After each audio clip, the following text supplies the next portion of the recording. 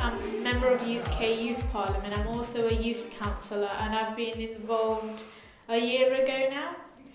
I've been involved through youth conference, and I got involved because of my confidence. I wanted to improve my confidence for college and other things outside.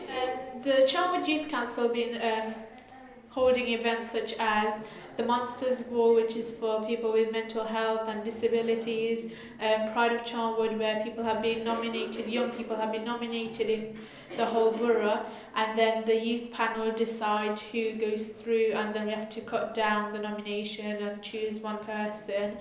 We have also been doing Carbon City, where we've done a month ago, where we had to sleep rough for a night, which was 8 to 9 hours, to fundraise for Carpenter's Arm.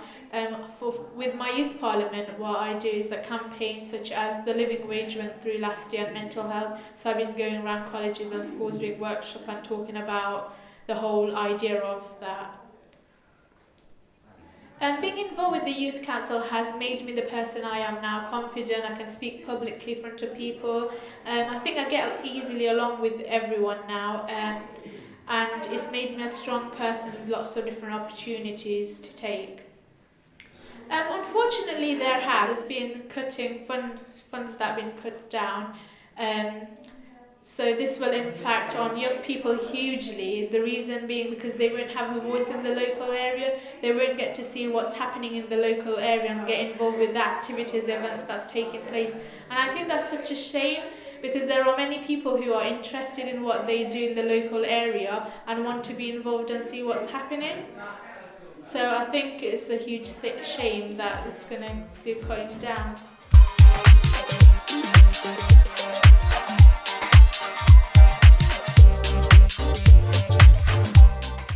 My name is Andrew Lake. I'm a youth worker who works for Leicestershire County Council.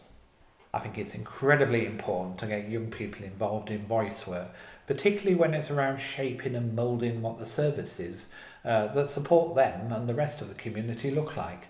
I think that's important because otherwise we end up with services. What would happen is we end up with services that are designed by older people that are meant to meet the needs of young people, and I think young people know what their own needs are best.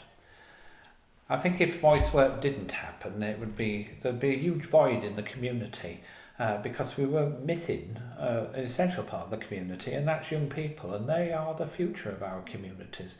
They need to be involved right from the early stages, right the way through their youth, to enrich us all, really.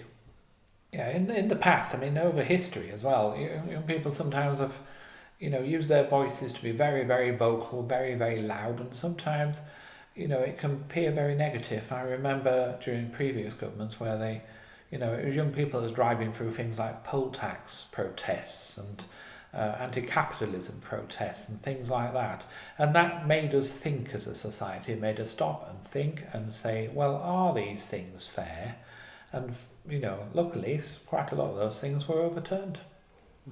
I think when young people gain a voice, they gain such a lot for themselves personally, such as they grow in confidence, they grow in the ability to express themselves, they grow in a feeling that they're part of a community and an active community.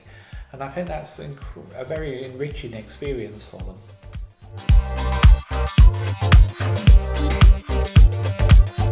My name is Chloe, and I am a youth counsellor. I joined because my friend introduced me to it, saying it's really fun, you should try it. If you don't like it, then don't go. But I stayed because it's actually quite fun, and we do lots of stuff for the community, and we did Pride of Charnwood Awards. That was quite good. We've done the Big Monsters Ball as well. That was for disabled children and people. and we took them to a museum so they could go around and see the stuff at the museum, and we were up at the Mount Fields Lodge and we held a party for them. If youth councils weren't around, I don't think that there would be more like things for people to do, like young adults and teenagers. They wouldn't be able to do certain things or go to certain events or whatnot, because like the Monsters Ball, if we did not like hold that, then they wouldn't have gone to it, so they wouldn't have, you know, had that choice of being able to go and enjoy it, and they probably would not be able to go to a different party because of their disability or whatnot.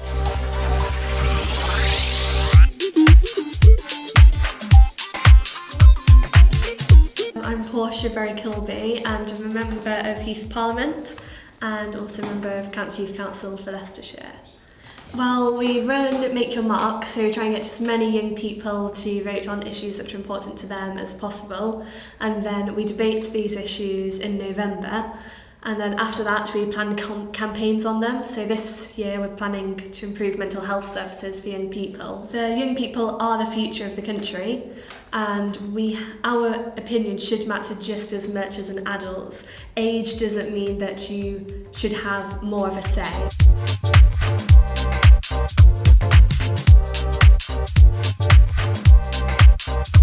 Youth Voice is worth it because you have so many opportunities and you get to meet inspirational young people.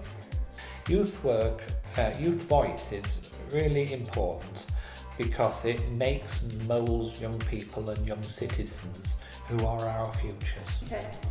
Youth Voices are worth it because it gives us a chance as young people to be able to put out what we want in the community, rather than just sitting around like, oh, you know, it'd be nice if this happened, but no, it won't, because we aren't able to voice what we want people to know. It's worth it because it is rewarding to know that you're helping others and doing the best that you can to improve the society and environment in which you live.